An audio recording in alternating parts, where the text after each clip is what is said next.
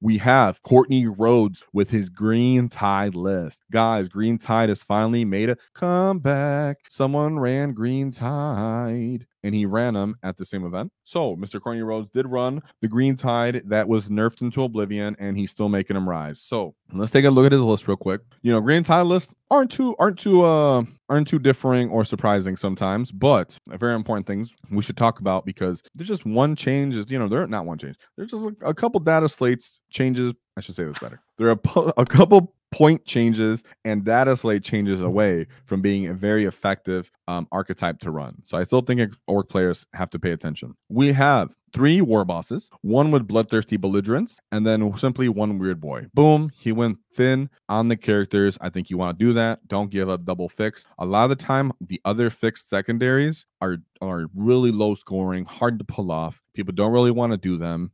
They want to do 2 killing ones, right? They want to do bring it down and assassinate, or they want to do assassinate and call the horde, right? And a lot of the time they want to do that, and they want it to be purge the foe so they can just invest everything in killing in you. So if you just take away one of their secondary killings, a lot of the time just fix doesn't become interesting to them anymore, and then you don't have to worry about that. He also went a little lighter on the boys. So he has 2 10-man units of boys, followed by 3 20-man units of boys, 2 trucks, a Battlewagon with hard case, 5 5-man units of flashgits, 5 knobs with power claws, 1 unit of Gretchin, followed by 2 Stormblade units and a War Bikers unit. Bam, bam, nice and simple. War Bikers want to do secondaries for you, and they can actually survive to do them. A lot of these different secondaries or actions, mission secondary part of the rules that people want to do require the unit to kind of stay alive and sometimes stand somewhere you don't want them to stand around, like a Stormblade's unit can. War Biker unit can just do something and actually survive, right? Call it sabotage with a War Biker unit. Good chance the knob just survives. And then having Battlewagon, of course, it actually keeps one of your boys units safe. A lot of the time people will saturate the board with a lot of boys units. In this case, you can't do it anymore. One safe's a little safe. 2 trucks, either you're going to use them for SWAT teams, of course. You can use the Battlewagon for SWAT teams, or just put the Bix of boys in there. Up to the player and how they're doing it. I don't know Courtney Rhodes. If I had some notes, that'd be pretty cool. But I like that he has the flexibility here. You can look at the matchup and go, okay, I want 5 flash kits in this truck. Oh, I want some boys in this truck. I want to get over here quicker. I want to try to sticky this. Oh, I want to run forward in case I run into a melee matchup and they have to take the punch. But if it's a melee matchup, they can't shoot. So I'm going to run them onto this natural expansion objective, and then they're going to disembark, and then I'm going to be able to get it on my next command phase if they don't come away because they can't shoot me. So they have to close the distance. There are ways that you have to think about this when you're deploying these guys. And I like that. Even though it looks very simple, there's diversity here and flexibility in its deployment choices. Today's sponsor, Baron of Dice. So Baron of Dice has great dice. They have actually enabled us to give these dice out for our paint competitions. So I greatly advise that you go out there. We have a link in the description for 5% discount. That's, of course, because nobody likes taxes. Shout out to Baron of Dice, because they are actually customizing orc dice just for us that you guys will be able to get a hold of, and they look exceptional. So shout out to Baron of Dice. Really appreciate you guys, and I really do suggest you get them. I love the actual texture these dice have. Beautiful, beautiful, beautiful. So let's take a look at his path to victory. So in his first matchup, he went into Dark Angels Gladius Task Force. He has a Apothecary Biologist Fire Discipline, Azrael, Captain, and Justiciar. 1 unit of Assault Intercessors, 1 unit of Basic Intercessors, 1 unit of Jump Pack Intercessors, followed by 2 units of Deathwing Knights, an Eradicator Brick. Eradicator Brick is like only looking to kill the Battlewagon, otherwise he has no targets. Big Inceptor Squad with the Bolters. That's problematic sometimes. Damage 2, Twin Length, a lot of double sustain 2. 2 units of these Inner Circle Companions. These guys are really annoying. They are -1 to hit innately. And they're -1 damage. I believe they're -1 damage. Check me on that. 2 units of scouts. So in this sort of matchup, the Inner Circle Companions are able to put a beat down on orcs for the most part. One of them does get to JC until they fight first, yet they don't have a 2-up armor save. They are susceptible to straight up getting killed. And Deathwing Knights are something that you have to kind of just understand you're going to have to deal with as an orc player for the most part right now. They're all over the meta. They do have reduced damage. Volume of punches can make a difference. Your war boss can get lucky and help punch through that. There are strats to reroll the wound roll. He can only armor of contempt on one of those units as a whole. So there are ways to try to deal with it. In this case, it is about on the go turn where it's time to go. And let me pull up the mission 1 here. I should have done that already, but excuse me. It's Terraform and Swift Action. So he does have the potential to actually offset the scoring based off just the mission and Swift Action. Easier said than done. And it does take the orc player to be smart. When you are playing with a 20-man unit, the Green Tide, just keep an eye on the fact that you are not looking to straight up go toe-to-toe to kill people. you are going to have to kill a certain amount of the enemy units, right? You have to kill some of these intercessors. You're going to have to kill, you're going to have to screen out the inceptors so they don't come down and just shoot away your black field and score everything they want. But the inner circles, when it's time to go and reroll wounds into them, you can actually kill them because they have 3 up saves. Yes, they're -1 to hit. You're +1 to hit. It can make the difference. They still can end up being brought down. 2 units of Deathwing WAAAGHs, are we going to have to just kind of take the casualty and say, I'm not going to necessarily kill you because then if I charge you, I'm just giving you 2 turns of combats with me. You're trying to deny them primary for the most part with this. So right off the bat, I understand that Mr. Courtney Rhodes is playing well with the green tide list because he had to go into Deathwing, Dark Angels. He had to go into the inner, not Deathwing. He had to go into the Dark Angels with the inner circles and the companions, Deathwing Knights. So great job by Courtney Rhodes for automatically getting a nice, effective win in for that first game. Then we go into his second matchup for the green tide, where he went to Black Templar Space Marines. So he had to deal with Chaplain Marvelous, High Marshal Hellbreak, Lieutenant, and then Lieutenant Combi Bolter. He had to deal with 1 big units of Righteous Crusaders. Again, this is a really good target for Mr. Chaplain Grimaldus to be on. He gives them a feel no pain. He gives them ability to advance and charge. He gives them the ability for +1 armor save.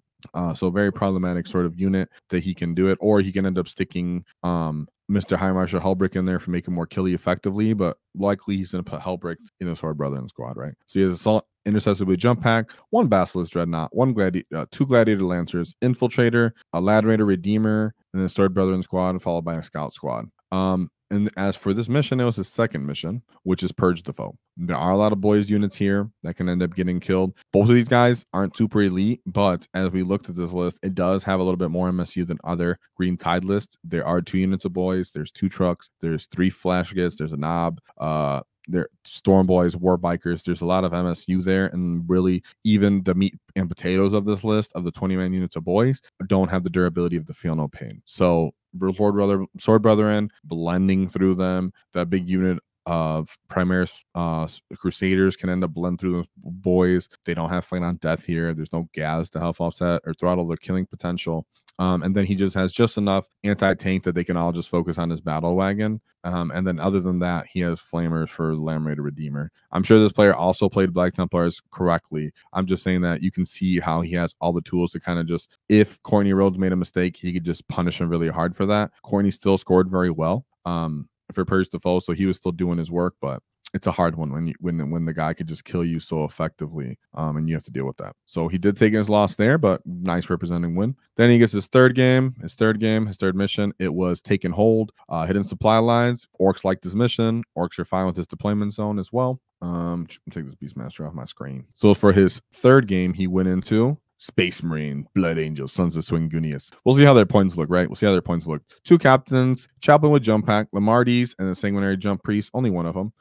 2 units of Assault Intercessors on foot, 2 Impulsors, 3 Jump Pack Intercessor squads, a big unit of Death Company with Jump Pack, and then a 5-man unit of Death Company with Jump Pack, 1 3-man unit of Inceptors, an Infiltrator, and 2 scouts, followed by 1 Vanguard Veteran squad with the Sang Priest for his 4 of Feel No Pain. 5 of Feel No Pain and his 4 up Invuln from those Storm Shields.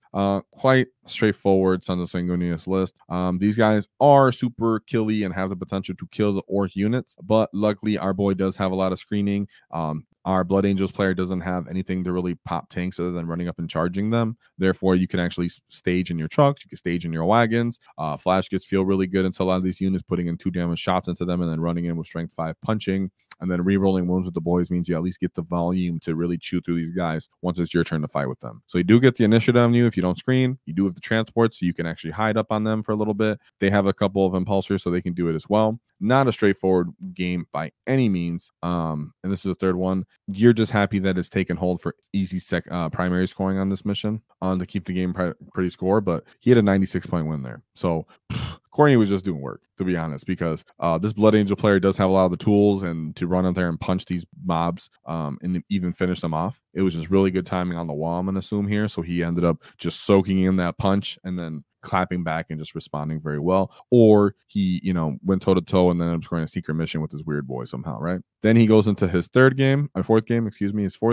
The fourth game mission was Burden of Trust and Prepared Positions. Again, we have corners deployments. He went into the World Eaters. So we have Angron, Karn the Betrayer, Lord of Akadas, World Eaters, Master of Executions. We have a Jackal, followed by one big unit of Khorne Berserkers. He's the escort Master of Executions. 2 units of 5 Zerkers, only 1 Rhino, 2 3-man units of 8-bound. These basic 8-bound low-key guys are good for support because they give reroll once to wound. One big unit of Exalted 8-bound, followed by 2 2-man units of Chaos Spawn. Not easy list to deal with if you're not used to like World Eaters. This is one of those things where this matchup, for sure, you kill everything else and you try to ignore Angron, because nothing on your green tide list is effectively killing Angron. Yet you can kill a lot of these Khorne Berserkers. You can kill the Jackals. You can hide within your transports from the 8-bound and disembark and beat them up when it's time to go. You have enough volume to actually punch through the Chaos Spawn. You have all the flash kits to deal with Chaos Spawn too, thank goodness. You have some scoring units for this too.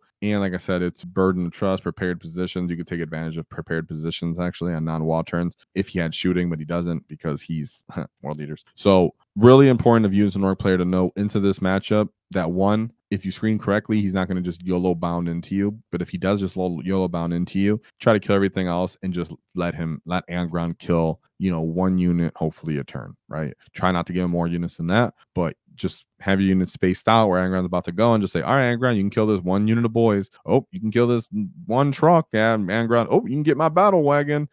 Because you just got to make sure you kill everything else here on this, because nothing on that green tide list isn't allow him to win, but he did get a 75-point win there. Nothing on this green tide list didn't kill Angron clean is what I meant to say. And then we have his 5th matchup, which is Scorched Earth. Very cagey on the scoring here to play nice and nuanced. So let's see. Oh, he got 100 points there. My goodness, my boy definitely ran him over. Ended up burning. He ended up burning something, didn't he? And he went into Dark Angels Gladius Task Force. So my boy had to deal with double Dark Angels at this event, like twice in his path to victory. So he had Azrael, Lieutenant with combi weapon, 1 Intercessor Squad, followed by 3 units of Deathwing Knights. Love to see it. 2 Gladiator Lancers, a big unit of Hellblasters. I'm sure they have the Bolter Discipline, Fire Discipline. Yeah, Fire Discipline from the Lieutenant, nasty. That's nasty firepower from the Hellblaster Squad. An Inceptor Squad, Infiltrators, Scouts, and then a Gladius Assassin. And for this list right here too, as we spoke about before, very important that you interact with the majority of the rest of his list and not just try to run into the Deathwing Knights and kill them.